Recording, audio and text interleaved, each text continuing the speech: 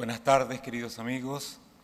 Ante todo, agradecer a Mario Vargas Llosa, a Enrique, a Gerardo Bongiovanni, a tantos amigos, a la Fundación Internacional para la Libertad, que ya va cumpliendo 10 años y ojalá cumpla muchos años más, porque la tarea que está haciendo es fundamental para el futuro de América Latina. Hemos tenido el privilegio de escuchar fantásticas exposiciones de Marcos Aguines, de Enrique Krause, sobre el populismo.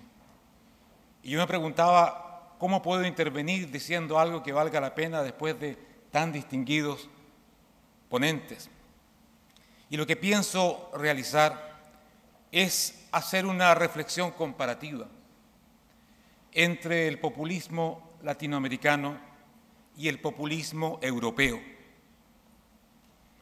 Tal vez a ustedes les sorprenda que habla del populismo europeo, y no me estoy refiriendo a la historia a comienzos del siglo XX, sino que me estoy refiriendo a la Europa de hoy. Y lo sorprenderá porque en Europa no hay nada que recuerde a las formas concretas que asume el populismo latinoamericano. Formas que podemos resumir en 3 grandes conceptos: el caudillismo, es decir, el ejercicio personalista del poder, tal como ya se ha destacado muy bien; la creación de clientelas, el clientelaje.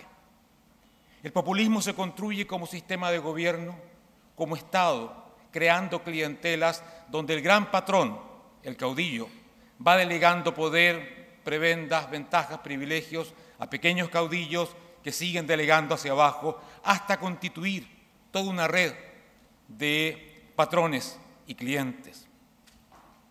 El tercer rasgo característico que también ha sido destacado es el autoritarismo, que es una parte natural de la característica personalista del populismo. El populismo se basa en la voluntad del líder. Es el líder el que rige el país y no la ley. Por lo tanto, la tendencia a un ejercicio autoritario del poder es una característica que no puede estar ajena al populismo. Eso también le da al populismo latinoamericano sus formas específicas más conocidas: la teatralidad, la Plaza de Mayo, esa misa entre Perón y las masas, transmitida en cadenas radiales interminables, tal como el aló presidente de hoy día. O sea, allá hay una liturgia, esa conexión que Marcos entiende mejor que yo porque es psicoanalista, entre el líder y la masa. También le da ese rasgo característicamente chabacano, payaso, ridículo internacionalmente, porque la verdad es que uno se siente ridículo cuando comparte de alguna manera origen con personajes tan chabacanos, tan primitivos.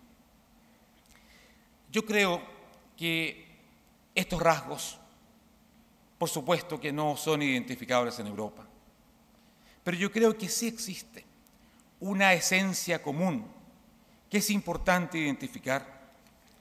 Y para ello quiero usar una definición del populismo que es parecida a la que se ha usado, pero que no es exactamente igual.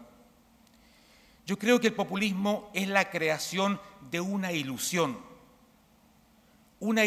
de progreso, de bienestar, de seguridad. Y para crear esa ilusión se usa irresponsablemente el poder público y los recursos públicos. Por lo tanto, tal como se dijo, el populismo siempre es cortoplacista. Dura mientras dura la ilusión, y la ilusión acostumbra a durar lo que duran los recursos para mantener la ilusión. Y cuando se rompe la ilusión, se rompe, por supuesto, la figura del líder y se termina ese populismo caudillesco que conocemos tanto en América Latina. Ahora bien, yo creo que la crisis que estamos viviendo en Europa, y es una crisis tremenda realmente. Yo vivo en Madrid, en España, y vamos a llegar a los 6 millones de parados. Estamos viendo realmente una conmoción que nadie imaginó que iba a ser posible en Europa hace muy poco tiempo. Yo creo que esta crisis tiene un responsable fundamental, y ese responsable es el populismo europeo. Es decir, la creación de una ilusión de bienestar, de una ilusión de progreso, mantenida a través del uso irresponsable en el largo plazo de los recursos y el poder. Por lo tanto, compartiendo la esencia de ese populismo chabacano, payaso, que las formas lo diferencian mucho, pero usando un mecanismo que lleva a los problemas que tenemos hoy día. Ya eso solo bastaría para justificar una reflexión sobre lo que está pasando en Europa y esto que yo llamo el populismo europeo. Pero además hay otra razón que me lleva a hablar del populismo europeo. Yo pienso, espero además, de que con este desarrollo latinoamericano tan positivo de los últimos 20 años, que Perú refleja también, iremos pasando, dejando atrás el populismo payaso, ese populismo que hemos vivido tantas veces y que tantos daños nos ha hecho.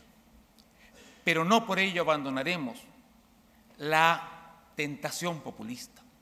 Y creo que con el desarrollo podemos o iremos tal vez viendo formas distintas del populismo, formas distintas de crear la ilusión, formas que ya no se basan en un caudillo a lo Chávez o a lo Perón, pero que tienen consecuencias graves como las que hoy día está viviendo Europa. Por eso permítanme elaborar un poco más este tema del populismo europeo. Lo primero que quiero decir es que lo que ha pasado en Europa, esta crisis grave en que estamos viviendo, no es algo que empezó de pronto. No es que un día, porque hubo una crisis internacional, Europa cae, un país más, un país menos, en este estado crítico en que se encuentra hoy día. La verdad es que la crisis actual tiene un pasado bastante largo, unas 2 o 3 décadas, en que Europa enfrentó lo que fue muy importante en su historia, la crisis de los años 70, 1970, el fin del pleno empleo, cuando Europa empezó a sentir que estaba ante un mundo cambiante y tuvo que buscar una forma de enfrentarlo y lamentablemente tomó una forma defensiva, una forma de rigidez, de defender lo alcanzado en vez de buscar lo nuevo.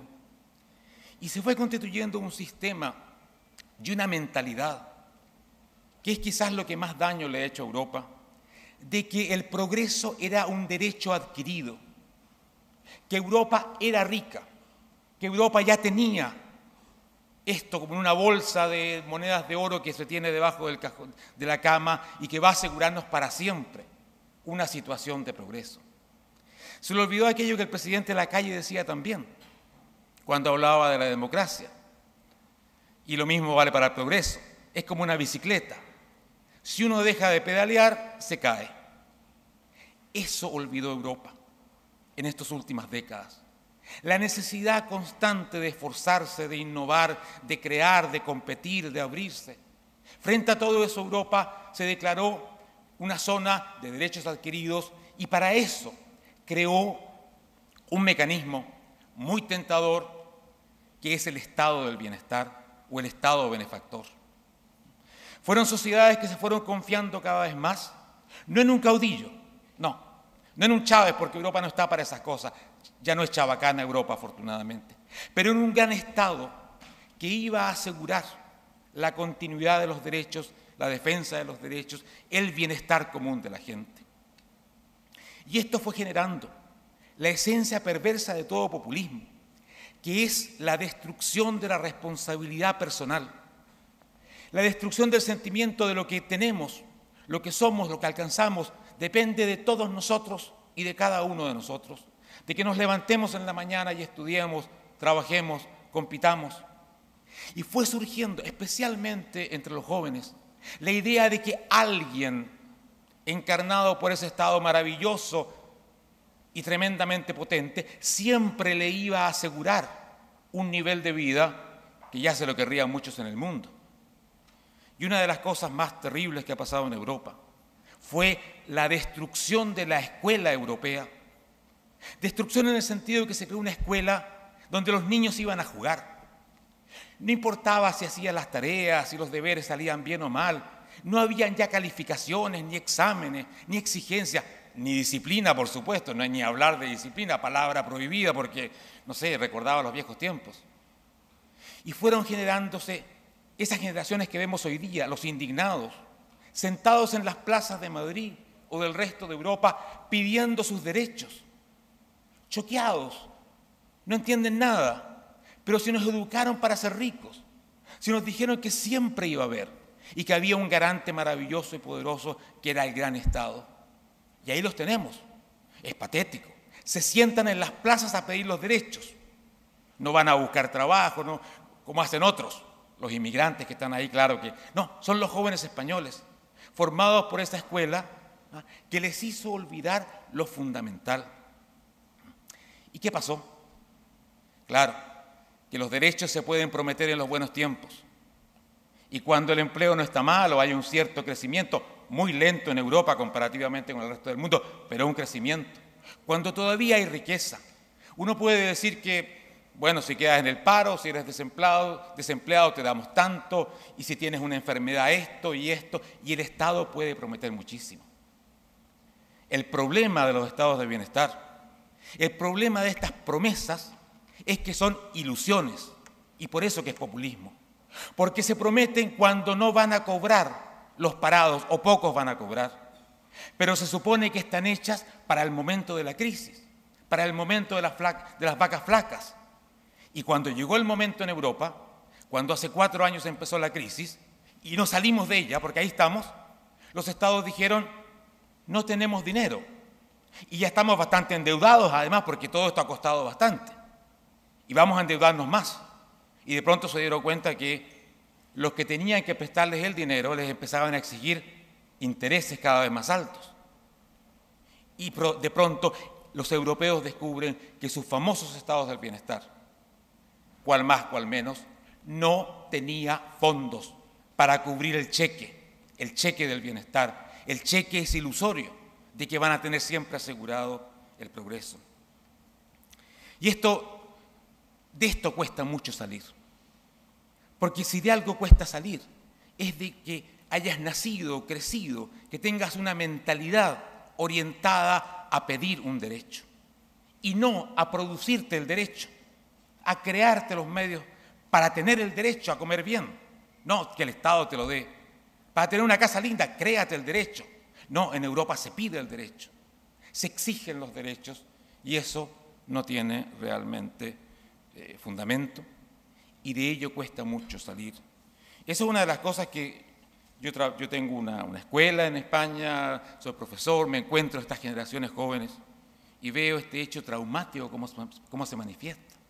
Esta absoluta perplejidad frente a la actual situación europea. Y así hemos terminado con que una crisis internacional que afectó de una u otra manera a distintas partes del mundo, terminó convirtiéndose en una crisis europea. Porque hoy día está América Latina creciendo, y Asia creciendo, y África creciendo muy bien, y Estados Unidos más o menos recuperándose, pero en Europa sigue este círculo vicioso del estancamiento, de la crisis, del paro, etc. ¿Qué quiero decir con esto? ¿Por qué lo menciono? No solamente para que comprendamos lo de Europa, sino porque yo pienso que el progreso latinoamericano